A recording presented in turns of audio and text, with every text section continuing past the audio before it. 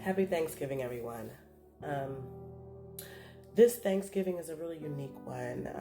God has been so faithful and so good to me. I have so much to be thankful for. It's been a hard year that I'm not going to go into right now, but it has been one filled with a lot of heartache. But in the midst of the heartache, I have seen God's hand of blessing in my life through it all.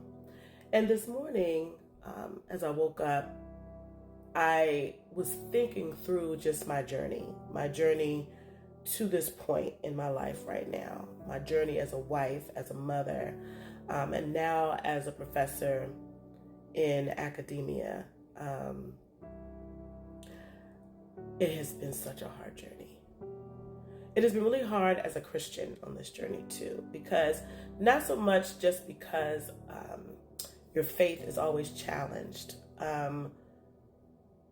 but as a person who has sought to fully submit themselves to God and the work He wants me to do, there are times God tells us to speak truth about a certain thing. And oftentimes the truth God wants us to speak is not usually something that is accepted either in your community or with others or in the general population. And it becomes like, as Jeremiah said, like fire shut up in your bones.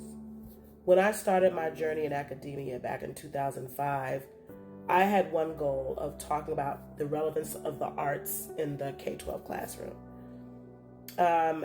There came a point in my academic journey, though, where the Lord told me not to research that. And I remember the day He told me not to. And I was really sad, but I had a really clear feeling in my heart that He did not want me to do that. And He wanted me, my parents had just started in a classical Christian school, and I was seeing some things that were happening in the lives of the students, and I felt God tell me that I was to do all of my research, all of my writing, all of my work in academia around this work that my parents started. And I fought it. Then their school closed, and I remember crying. It had been open for 10 years and just weeping about the work. I love my mom and dad so much. And I knew how much they loved their school, how much hope they had in this school and this type of education. They really felt that they were going to revolutionize education in the Black community, and it closed. And it was a rainy day. It was very dark. All hope was lost. And I remember the Spirit of the Lord talking to me one more time. Remember what I told you. I want you to use your academic journey to tell this story. And in the midst of my tears about their school closing, I said, yes, Lord.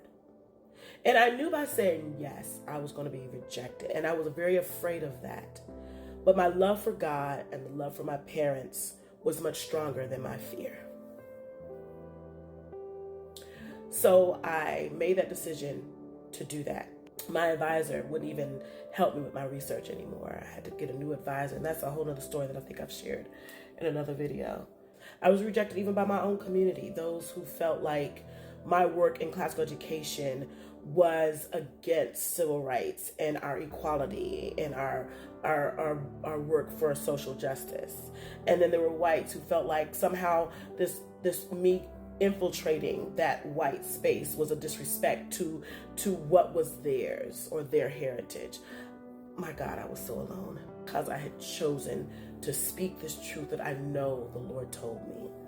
And there were nights where I would be crying in my bed, curled up with my husband's arms around me, him encouraging me, don't give up. Family members, I remember my aunt who passed away at 103, at that time writing me saying, don't give up, and giving me a set of Grimm's Tales to just tell me, this is important. This is what Du Bois was talking about. This has been a fight that's been going on that has not been completed.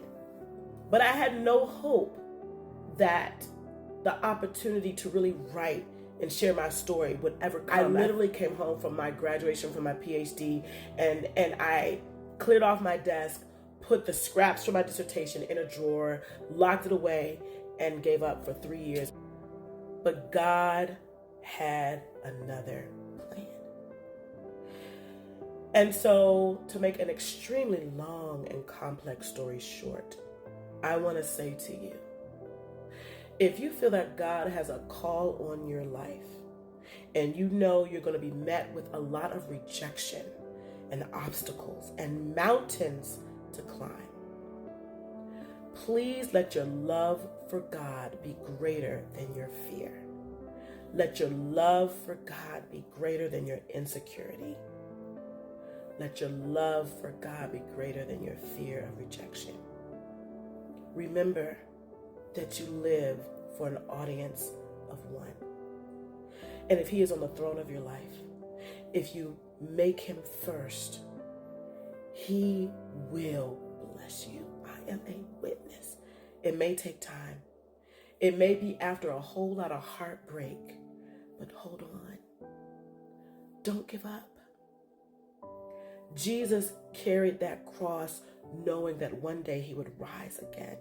That is a pattern for all of us who are believers, that we must first do the work that God has called us to do, even at great sacrifice, knowing that the God of the universe will glorify you as he glorifies himself, because in blessing you, he gets the glory. This past week, after going through years of being told that my work was not important, that my God, at just the right time, he didn't do it before now, right? I've been at Howard University as an untenured lecturer. I was at Johns Hopkins as a leader, but not as a faculty appointment. Once God opened the door for me to be at Catholic University, and I was offered an opportunity to be tenure tracked. In this moment, God opened the door for me to have my book proposal accepted by an academic publisher. Not before. Now, after I got fully approved as a tenure track assistant professor at Catholic University, God opened the door for me to have my book proposal accepted by an academic publisher. And I was given the opportunity to have my book proposal accepted at Anthem Press. Only he gets the glory. I look at the whole picture, and it took a long time from 2005 to 2024. That's a long time, y'all. That's 19 years. Sometimes it takes God a long time to have his blessings come to fruition, but you must hold on and wait. Abraham had to wait a long time for God to do the impossible, but he did it. And through him waiting, we receive the Messiah. So be encouraged, friends. Wait on God. Be obedient to what he's told you to do no matter what, and he will bless.